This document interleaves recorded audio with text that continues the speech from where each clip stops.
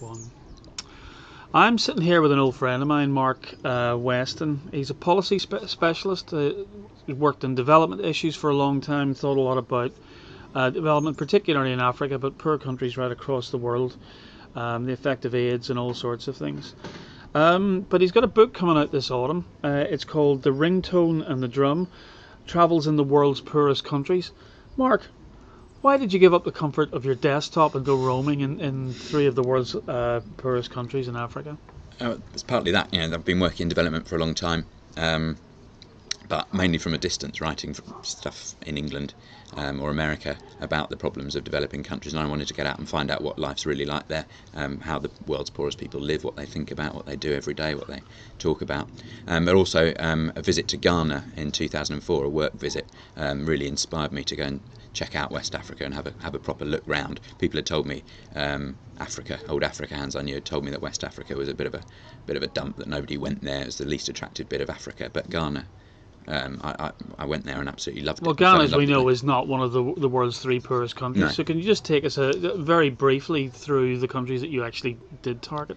This time, yeah, I went to Guinea-Bissau, which is a former Portuguese colony. It used to be known as Portuguese Guinea. Very peaceful, beautiful, quiet country whose tranquility is currently being shattered by the advent of South American cocaine dealers who are using the country as a staging post on the route to Europe. Then we went to Sierra Leone, a former British colony, home to, famous for its recent civil war and for blood diamonds. And Tony Blair's military intervention. Yeah, which helped stop the war. Yeah, I was personally thanked for that by a couple of people in Sierra Leone who thanked me for spending my taxes on helping to stop their war. And then finally Burkina Faso, which used to be known as Upper Volta, a former French colony on the edge of the Sahara, a dry, hot, dusty country ruled by a dictator. So that's interesting. In three countries you've rolled up the Portuguese, the Spanish and the British. The French and the British. The French, yeah. sorry. Yeah, Spanish were further down and further down in Africa. Yeah. So three very different cultures, presumably. Yeah. Did you see the markings of the former colonists still kind of left behind? Well, there's the language of in Guinea-Bissau. Portuguese is a variant of Portuguese is the national lingua franca. Sierra Leone English and Burkina Faso French. Did that present any problems to you personally? No, I speak Spanish, so I learnt Portuguese from that before I went, and speak reasonable French, so I could get by in that. I'd have liked to have known some of the local languages, but they're very difficult to learn. So three different countries, one in the interior, two kind of closer to the coast. Mm-hmm. But you've called it The Ringtone and the Drum. Mm. Why? Because when I went there, I wanted to go out and find out what poverty was like, but I found that it wasn't just a stagnant thing, poverty. It's changing, and there's a great change going on in West Africa where they're exposed to globalization. People come back from the West with cars and mobile phones and sort of modern appurtenances, and they see TV programs with Western pop videos and things on that. So they've got, on the one side, they've got this Western ideal which a lot of young people there are aspiring to. Huge cultural input from the West, yeah. Yeah, not huge, but growing, and bigger in some countries than others. So in Sierra Leone, where they have got TVs and things, it's much more of and a lot of aid workers from the West go there, and a dribble of tourists. Guinea-Bissau doesn't really have any of that, doesn't even have electricity for a start, so it's difficult to watch TV there. But an increasing exposure to the West, and people want a part of that, but at the same time, and they're aspiring to it, and they're the most cut-off people in the world from this, because they're in the poorest countries in the world, so it's difficult for them. At the same time, they've got a drag, or maybe I shouldn't say the drag, the pull of the old traditions, so the close family ties, keeping them in Africa rather than when some of them want to migrate, they've got to consider. And not just in Africa, but keeping them bound into smaller, presumably originally rural communities, even though many of them are moving very rapidly into cities. Yeah, the first step on the way to the West is moving from the village to the city. So in Sierra Leone particularly, but also in Guinea-Bissau, there's kind of very rapid urbanisation process, people leaving behind the villages, and you see a lot of abandoned villages as they move to the city. Burkina Faso is still very rural, so it's not really happening so much there. So yeah, urbanisation is another is a part of this change process, and it's harder in some places than in others. But the ringtone really implies mobile technology, and we've seen certainly in bigger countries like Nigeria an absolute revolution in terms of people's capacity to not only make phone calls now, but to share data and to share all kinds of things. To what degree in these poorer countries? Sorry, not to what degree, but to how far advanced is this digital revolution, if you like, and how evident is it, and how does it exhibit itself? Well, lots of people have mobile phones in all three countries. Don't really use them so much for data. It's more about messaging and occasional calls. But the cost of it is prohibitive. The cost of data, and people don't have any money in these countries. So there are some, quite a lot of people, particularly in Sierra Leone, there's a lot of mobile phone coverage.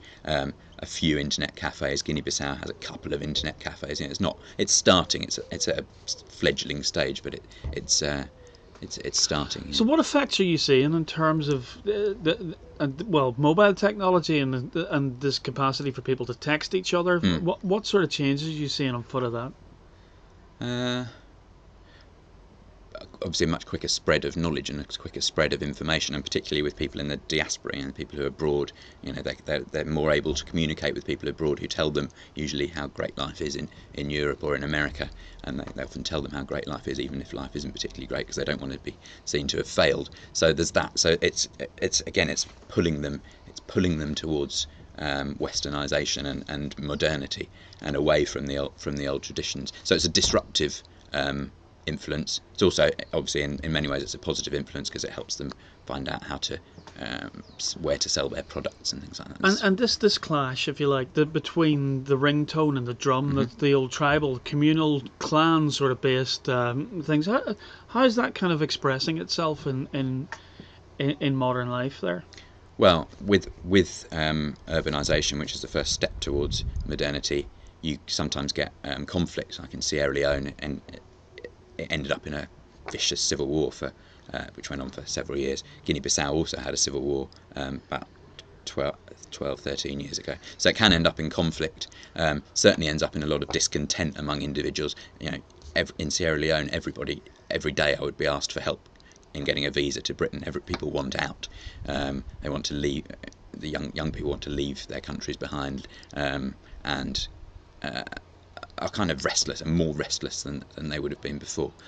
So there's also this problem of identity. You no longer know who you are, because the change is so fast. You don't know if you belong to your village anymore and your family, or do you belong to the city, where you're suddenly heaped in with lots of people from other families or other tribes. And give us just an idea of how rapid this change has been. I mean, how quickly have some of these new cities kind of substantiated themselves? Well, Freetown, for example, the capital of Sierra Leone, was growing before the war, and then the war flushed out lots of people from the countryside into the city. So that was a very sudden and... so we're talking, what, a 10, 12-year period? Yeah, in a city, yeah. So not even half a generation? I think Guinea-Bissau, the capital of Guinea-Bissau, Bissau, has grown about sixfold in about 20 years or something like that. I can't remember the exact figure, but it's in the book, and I can't remember it exactly. But yeah, the cities are growing rapidly, villages are emptying very rapidly. So what I mean, in terms of, I know that from work that you've done in the past that corruption has been a great concern, not simply of yours personally, but by anybody involved in development, and very often people who spend 5, 10, 15 years of their lives working to try and help African countries, sub-Saharan African countries particularly, through things. Corruption is one of the kind of key things that really kind of depresses performance or their sense of their effectiveness. What have you discovered? And I mean, presumably corruption is something that's part of these three countries' lives as much as anywhere else in sub-Saharan Africa. Yeah. What have you discovered there? That it's very deep rooted. What we call corruption is very deep rooted. The law of it's called the law of reciprocity, where you help somebody, they're supposed to help you back. So if you help a politician build his career by getting him votes or driving for him or something, or just any little task on his way up, he is obliged, morally obliged, to help you back when he is in power. So the first thing a lot of politicians do once they get into power is disperse some of the fruits of power amongst their closest people. So the people who aren't receiving that, the people who aren't in his circles, would view that as corruption. And these circles, what are they constructed from? It starts with the family, then it's the tribe,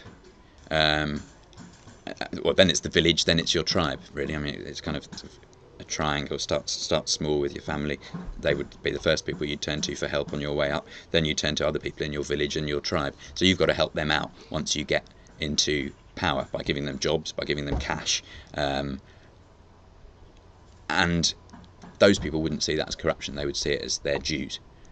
The people who are outside those circles obviously would call it corruption until their guy gets into power, and then they get some of the fruits of it, and then it's not corruption anymore, and the other group would see it as corruption. So I think it's a more complex thing than we sometimes see it as. We sometimes see it as thieving dictators or thieving politicians. But it's not. I mean, there's some of that obviously, but it's not just that. It's kind of give and take. It's the basic building blocks of African society. Yeah. Yeah. So just to kind of pull us down towards what sort of conclusions have you come to in the book, or perhaps even since finishing the book? Conclusions about life in these three poorest countries, and is there anything we in the West can do? Are we simply interfering in ways that are making things worse? No, I mean, there's been examples of good interference. Like in Sierra Leone, Britain helped to stop the war there. Hasn't made them any richer though. No, it hasn't. No, I think economically, yeah, aid it's a difficult thing to promote economic development with foreign aid. What could help more is allowing more migrants to come to Europe, reducing trade barriers, that kind of thing, getting out of the way of their development, rather than necessarily pushing more, kind of removing the obstacles. Well, allowing increased immigration, for example, removing the barriers to unskilled workers. The West is going to need young workers at some point anyway, and West Africa is full of young people, and we are increasingly ageing societies. So that one's not going to be popular with Britain's politicians, or Ireland's politicians for that matter. Which allowing more people immigrants, yeah, isn't it? But it's probably inevitable in the long run, because we won't have anyone to look after us as we get older. But we could help Africans now by allowing it to happen sooner, and allowing more of it to happen sooner. And any other things, just to finish off? In terms of lessons for Western policymakers, yep. Get out there more often. Get out there and find out what it's really like on the ground, rather than just reading academic papers written by the likes of me.